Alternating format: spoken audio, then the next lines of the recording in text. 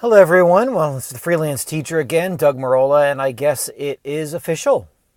I really don't know how else to say it, but I guess we've actually met the and reached the point of the death of the liberal arts education. I can't see any other explanation. I don't have anything else to tell you other than I really think the destruction of a quality liberal arts education has come to fruition. I don't know what else to say. You have been hearing, and I know you've been hearing this because it's impossible not to hear it, that this current administration is literally Hitler and terrible and the worst thing that's happened to the country maybe ever. That's been a constant refrain. You've also heard that you have police officers with guns shooting defenseless people, mostly black people, in the streets. You've had massive protests, kneeling during the national anthem in the NFL, articles, a Black Lives Matter movement, right? All against these things. Okay? Fair enough. Now you have these marches against what they are now calling gun violence. In the not so distant past, it was just called gun control. But the gun control wording didn't quite work because you have control and people don't want to be controlled and it doesn't fit well. So they're always changing the terms. It's very much reminiscent of the global warming becoming climate change. These are slick, rhetorical flourishes that I expect you to notice. So now you have this march for, what are they calling it? March for the children? Something like that. They're always propping children up in front so that you can, in theory, not debate them. But here's the thing. This thing with gun violence and creating more gun control and gun confiscation, because that's really what they want. Right? I was going to say, right, the power-hungry controllers of the universe, they want you to be disarmed and helpless, preferably stupid. That would be nice. Could you be stupider? That would make you easier to control. That's an easy one. That goes back to the olden days. But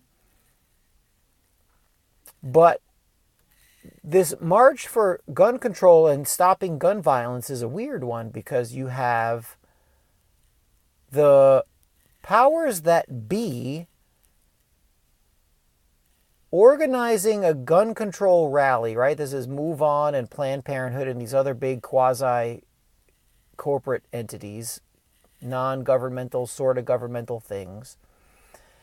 And if they want this message out there, then what does that tell you? What I'm saying is, if the top of the pyramid is crying and screaming that here's what we want, anyone who has a natural dislike for organized power and organized wealth would instantly be suspicious. But it's not just that. There's also a logical aspect to this.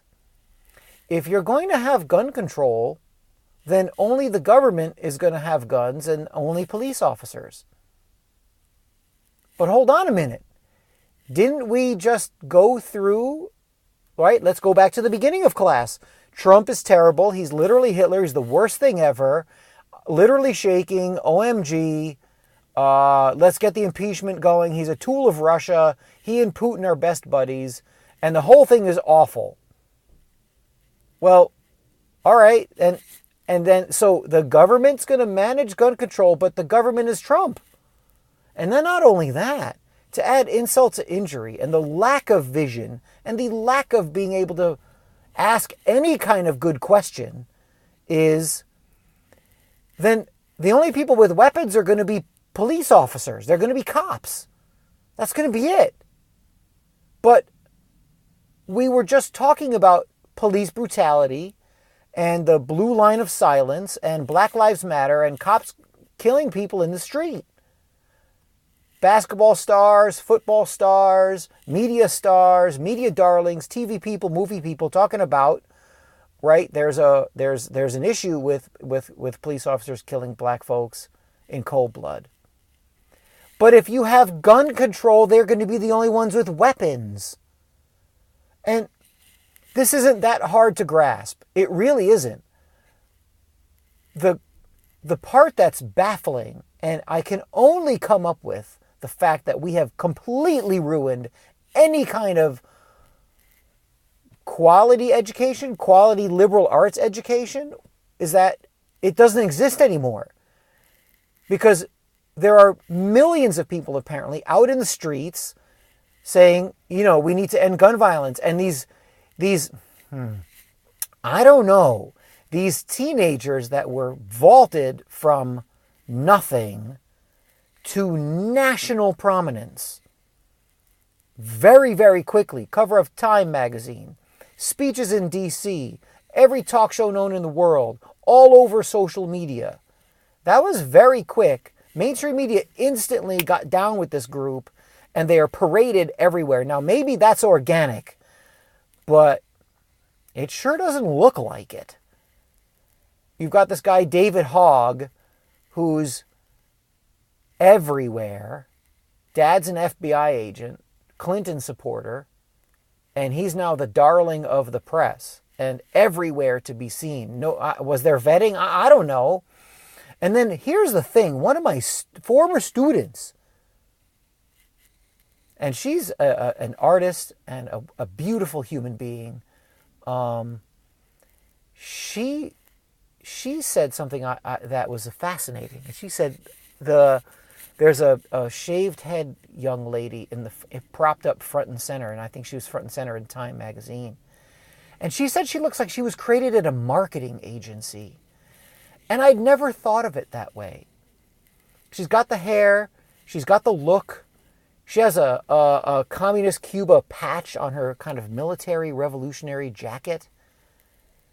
I'd never thought about that, but it's perfect.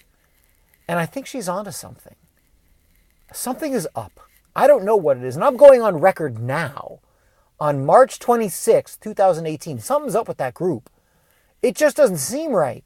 So you've got the dissidents in society, and I'm talking about the Hotep movement, the dissident right, the libertarians, people with no social and political power at all. They're kind of looking around like, hey, wait a minute, what's going on here? Why is no one seeing this?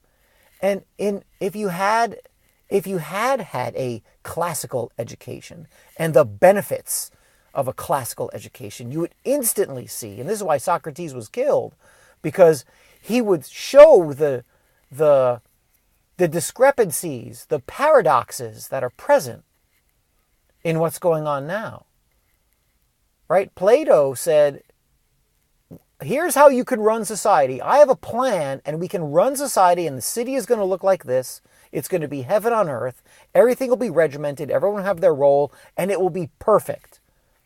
Socrates said, well, not really, right? Like your gods and your philosophy and this kind of ideal, this Platonic ideal, they don't mesh. You've got gods being boyfriends with other gods and all kinds of bacchanalians, and it doesn't work. And they killed Socrates for that.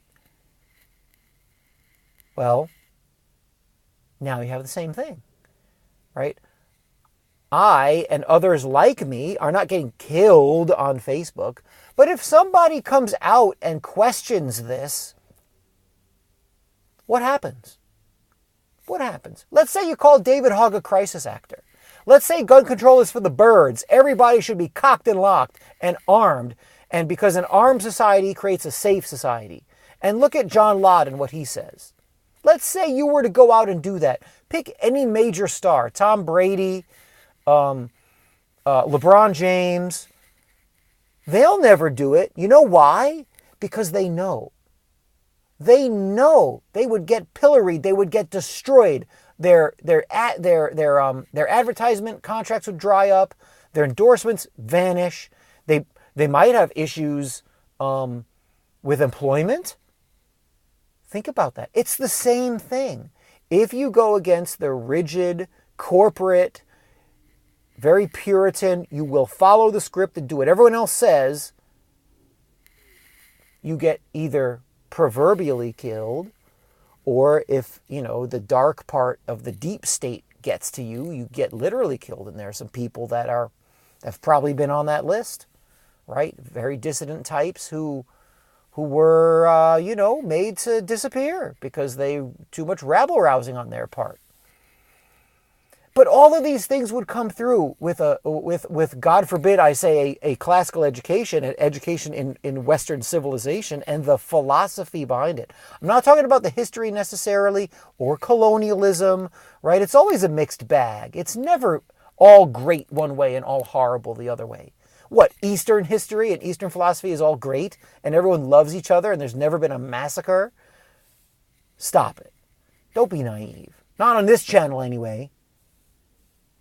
So that's the thing, right? I mean, you study Western philosophy and have a liberal arts education, which actually, by the way, you would look at other parts of the world. Hello, that's the whole point of a liberal philosophy and a liberal education, is that you get a well-rounded ability to question authority and think for yourself. Like, for all the things wrong with the 60s, and you could make a case that the 1960s destroyed what was left of the husk of America. But one thing they had right, actually they had two things. They were fantastic on free speech. You don't mess with one of these old 60s weeds and seeds tie-dye shirt wearing types on free speech. You're gonna take the loss on that one. They're gonna get you. The other thing was they were very good on question authority. They were really good with that. If the authorities are telling you this, something is wrong. You need to at least question it. Sometimes authority is right. Sometimes they get it. Sometimes there need to be checks and balances, and an older person in a position of strength knows better. It happens. But you should ask questions and think. Even if MSNBC and Anderson Cooper and Rachel Maddow and the New York Times and Time Magazine and all these people that have been propped up by our corporate media masters, if they're all saying it, and they all are saying it, you should at least question it. And that's what's not happening. I don't see it. Not really. I mean, you get the right, so to speak, kind of. But it's now just partisan team play in a lot of ways. Like, who's asking the questions? And I attack the left and the liberals because I was one for a very long time. And we would never just drink the Kool-Aid that the New York Times told us. Hell, the New York Times was afraid of real liberals. They had a real op-ed page for a long time there. The New York Times died in the late 90s and early 2000s. But before then, the New York Times was afraid to simply just do one drumbeat, corporate, mainstream, do as you're told, corporate government, corporate state, gun control, disarm citizens, right? I mean, for all of its flaws, read a New York Times from 1982 versus one now, and you won't recognize the paper at all. But I digress. If it sounds like I have an axe to grind against the New York Times, it's because I do. But, that's the thing, right? An educated, a population that had a true liberal arts education that really would have one would be a lot different. It would be a lot better. You'd have less arguing, and the arguments that you would have would be good ones. Now, everyone is just screaming at each other. They're just yelling.